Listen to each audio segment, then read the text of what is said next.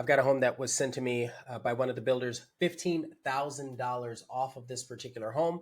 And it's flex cash, which means you can use it for closing costs. You can use it for buying down your interest rate. You can use it for design center type stuff or upgrades on things. And I'm just like, okay, let's take a look at this like I always want to do. So first things first, every single one of these homes that are in this new construction subdivision. This is just east of Austin, Texas, in Pflugerville, Texas, northeast a little bit, really close to a city called Seal, spelled C-E-L-E. A lot of people don't know that, but again, new construction homes, Austin, Texas. All of these have 20-foot tall ceilings, 3-car garages, and these are all 4 bedrooms or 5 bedrooms. And the particular one that we're going to take a look at is almost 3,000 square feet. So I'm going to show you the home. I want to evaluate and see if this is actually a good deal.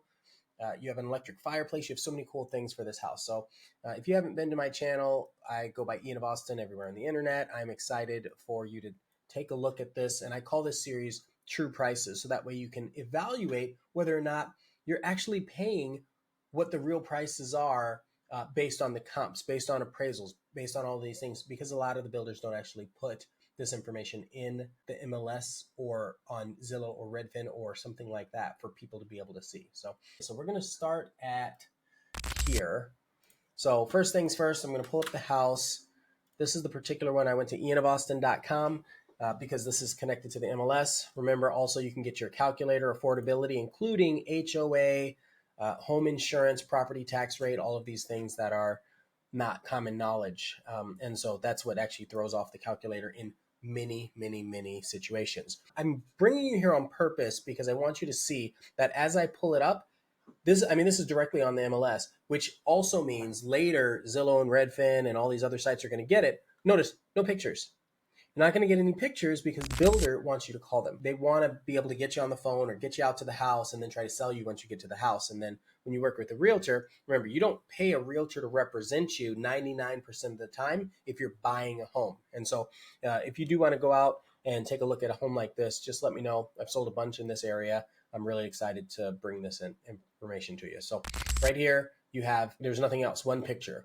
I mean, on my website, you also have things like the map shows you how close, you have your school, how many schools are nearby, and then ratings and all sorts of stuff around here, different properties. So all these other websites that are pretty, you have that, but this you have a little more accurate information. So I'm pulling this up because this is not the house that we're talking about. We're talking about this Cedar house.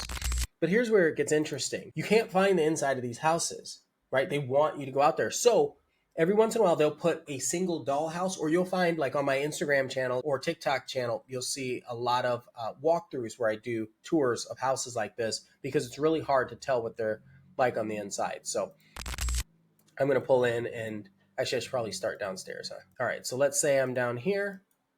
I'm at the front door. I'll just stop right here. And you can see right away, again, this is not the particular house. This is to be able to kind of give you an idea of what the finishes of the house look like. Now, remember, this is a new construction home, and this particular builder is going to do everything they can to make it look really nice. So if you've never bought a house like this in Texas, especially in the Austin area, know that they're going to try to make it look like this. But then when you get to the home that's finished, or you get the prices that you're actually trying to spend, usually 100,000, maybe 200,000 less, the house looks like this, right? So they're going to have upgraded floors. They're going to have upgraded lights, countertops, also like they're usually going to have upgraded stuff. This is not a hard rule. This is a common rule. So when you're going through the house, I want you to keep that in mind. Like backsplash is a great example. When you buy a new construction home, you're not going to have flipping hardware on the cabinets. The backsplash, you may or may not have that kind of backsplash. The transom windows, it looks like they put an extra pair of windows in there. Usually the model homes have speakers. There's just a bunch of stuff. Anyway, I'm just trying to show you kind of the finishes of this particular home. The tiled fireplace, that's not standard, not generally standard. I gotta be careful when I say that. Same with the wood floors. You might have to pay to upgrade the floors.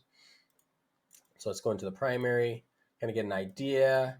Okay. Let's look at the bathroom. I don't want to spend a lot of time looking at the floor plan of the house, but I did want to give you that kind of example. Okay, so now let's look at the actual location of the house again. And this is on the MLS. The MLS, it's usually a pass through from my website. And the reason why is because the real MLS is cumbersome to use. And even if you're a data person like I am or was before I was in real estate, I guess I'm still a data person. I was in IT, and so I was always on spreadsheets, different databases, but this is not user friendly or intuitive for people that are not. Okay, so right here, it's really close to Lake Pflugerville, really close to Highway 130 and the Austin Executive Airport. But remember, it's a little further east of 130. So this is like your manufacturing row here. So your Samsung, your Applied Materials, your Tesla, a lot of your Amazon, they're all along this road. So if you're going to work at Amazon, I forget where it is. Let's say it's over here. Then you're really close to being able to get to Amazon or Samsung. So if that's your thing, this is really cool. A little bit of trivia here. There was a little movie known as the Texas Chainsaw Massacre, and the general store, I believe it was right on this corner, is where they filmed, or was in the movie, the Texas Chainsaw Massacre. There's a little general store over here. It's the Seal General Store. Now, I believe that it's still operational. I've taken a picture of it. It is creepy, even in broad daylight. It's just creepy. And no, that's not where the actual things happened, but okay, so cool. So, and I bring this up because getting to 130 is where you're going to be able to get to the larger international airport, which is down here, right? And your Tesla is down here. So you want to have access. And then this is a toll road, so you're paying to drive on it, but you can go 80, 85 miles an hour most of the way. So keep that in mind. So you can hop on this, get down to Austin if you need to, and you're there in 20, maybe 30 minutes, if even that, depending on traffic. Okay, cool. All right, so we're looking at this. This is what the neighborhood looks like. Again, new construction, brand spanking new. They just have a bunch of houses. They don't even have lots yet laid out, so you can't see that. And that's, again, why this is important, because it's not a finished neighborhood. So you're walking in, nothing's been sold. So nobody knows what these houses should be sold for. You can look at other surrounding neighborhoods, but they're different builders, they're different sizes, different floor plans, so you can't really, right? And so that's why we're going to take a look at these. So when I'm looking at this map, remember green, if you haven't seen any of my other videos, I try to go over this in a little more detail. I'm going to keep it a little quicker here. Green is active, yellow is pending, or orange, I guess, is pending, and then red is closed. They haven't had any closed houses because it's a brand new construction neighborhood, which means appraisals are going to be fun, right? When a house closes, that's when the appraiser says, okay, based on this information, the house closed at this price. Great. I can assume that other similar houses should be sold at that price. And then that's also the price that dictates the property tax rate, property taxes that you pay based on the property tax rate. Okay, so now this is the detail. Again, I'm not going to go over a lot of the details here, but look, these have been on the market for about 30 days, 20 to 30 days for most of them. And so what's the particular house we're looking at? What did I say? 19104 is this one right here. So it's a 5-bed, 3-bath, 3-car garage, 2 stories. It's probably similar to the model home that I showed you earlier, and it's listed at $584, which is less than $200 a square foot. I don't care who you are. That's a good deal right now. We are in February, and in Austin, Texas, that is phenomenal. I mean, it's outskirts. Remember, this is Pflugerville, Texas, not Austin, Texas. In Pflugerville, Texas, the price per square foot is not as high as in Austin proper. Austin proper, I mean, you've got some of the houses that are like $800 a square foot, and they're like New York prices. Some of them, not all of them. But yeah, this price in Pflugerville is pretty darn solid, in my opinion. But again, it's subjective based on the neighborhood, lot size, and all those sorts of things. Okay, so as we're looking at this, I want you to do kind of an average, mental average as you're going through. It's one of the lower prices per square foot, but also it's one of the larger homes. Larger homes often yield a lower price per square foot statistically. And so we're at 2,940 square feet, okay, minus the $15,000-ish range. So you're doing pretty well. It's been on the market for a little bit. Actually, I do want to go in here. So I want to go in here and I want to see, we talked about that. It's not finished yet. So usually when you see a picture like this, it's not done.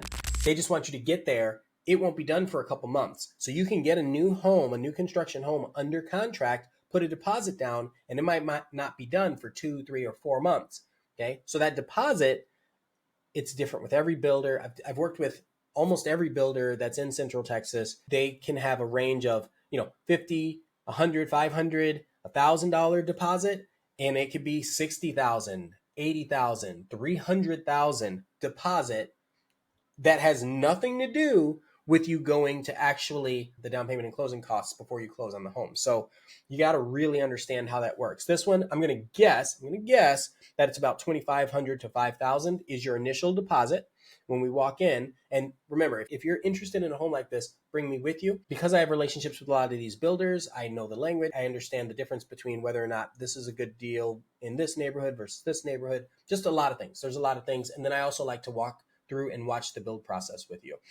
So let's say that this house was, so your deposit was like $5,000. Fast forward, you close in 3 months. That's when you're bringing the rest of the down payment and the closing costs. And I'm speaking as if you've not purchased a home in Texas yet, because I work with a lot of people in California, New York, all over the United States. And so I just want to be clear with that sort of stuff. Also, the schools are really close to this home. They're not close enough to walk. They're not less than half a mile. You have to get some transportation, or maybe a bus will take you to the schools. You have a 2.8 tax rate. In order to understand how much that means, right now they show nothing. When you buy a new construction home, they're not taxed. Their property taxes are not the same as when you buy the home. You really need to know that. So you buy the home and you're thinking you're getting this payment. It almost always changes and increases after you close on the home. A lot of realtors don't know to tell you this or won't tell you this. A lot of sales reps don't know to tell you this or won't tell you this. So 2.8. So what you would do is you basically take what you pay for the house. So let's say it was $575 arbitrarily, right? $575. You multiply that by this, and then that's what gives you your estimate, your approximate property tax annually. And then if you have a homestead exemption, which I always tell my clients how to file for a homestead exemption. It's free. You don't pay for anything, but it saves you over $100,000 off of the property tax value if you live in the home. And then if you're a disabled veteran or some of these other things, or over 65, there's so many other exemptions that you can get. So imagine it would be treated like it is. Instead of it being 585,000 or 575, it might be 450, right? So you would do 450 times the 2.8, which is that gives you this number, and then you divide that by 12, and that's how much in property taxes you're paying a month. And then $650 annually for your HOA. Yeah, we're generally about the $30 to $70 a month for an HOA that offers amenities. Okay, and that means sometimes you have walking trails, maybe a basketball court, maybe a pool, things like that. So if it's a lower HOA, their rules are generally a little more relaxed, and they don't have as many amenities. And again, these are statistical commonalities, not always. But also with this property tax rate, I'm thinking they brought some natural gas, and maybe they ran the city water and some other things. And that's why the tax rate is 2.8. If you can get down to like a 2.5 or something like that, that's a really, really low tax rate in an area like Pflugerville. It's pretty rare, actually. Unless it's an older home, then the tax rate generally declines over time. The property tax rate, not how much you're paying monthly. Okay, cool. So this gives me an idea. I've got the map. I have the single line. Okay, so looking back at these, we've got this 5-bedroom. We see that the acreage, they're all about just under a quarter acre. I think looking at this, okay, so these are active, under contract, and pending. Here's what we don't know about these. We don't know what they actually paid for the house. We just assume that they paid the list price, but we don't know that because they haven't closed, even this one, right? But they were listed at $238 a square foot, $239 a square foot, but they're smaller houses, see, 1,800 square feet. Okay, so this still doesn't give us this is 2,900, 2,940. Okay, so listed at 198, 238. We don't that's a stark difference. And it's a smaller lot, and it's one less bedroom. So why did they pay $40 more a square foot than this person here? And it's been on the market, quarter of a year. Why did that happen? Timing is maybe one. Maybe it's the model. Maybe it's upgraded more on the inside. Maybe it has nothing behind it, right? Maybe it's a corner lot. It's interesting. So you gotta evaluate all those things, but none of these gives us a close price. So we really can't count it. We just know that people are buying them, but there is still more competition. Okay, so overall, I'm going to have to say that I think this is a pretty solid deal. If you're looking for a house that's about 3,000 square feet, 5 beds, 3.5 baths, plus a 3-car garage in an area that seems to have a lot of demand. And these have only been on the market a short day. And you also get some incentive flex cash. And if I'm your realtor, then you have a cool realtor that you can go and, take some selfies with and stuff. And we can just have a good time. And that's so ridiculous. Nobody cares. You don't care about that. You care about getting the right house at the right time for your family. So if this makes a lot of sense, then awesome. Let me know in the comments if you think that this was a worthwhile evaluation, or if you have other houses or neighborhoods that you've heard about that you're really interested in checking out. So this particular one, like I said, it was Enclave at Seal, and it's a really interesting neighborhood. New construction just outside of Austin in Pflugerville, Texas. Thank you so much for watching. I will catch you in the next video. See ya.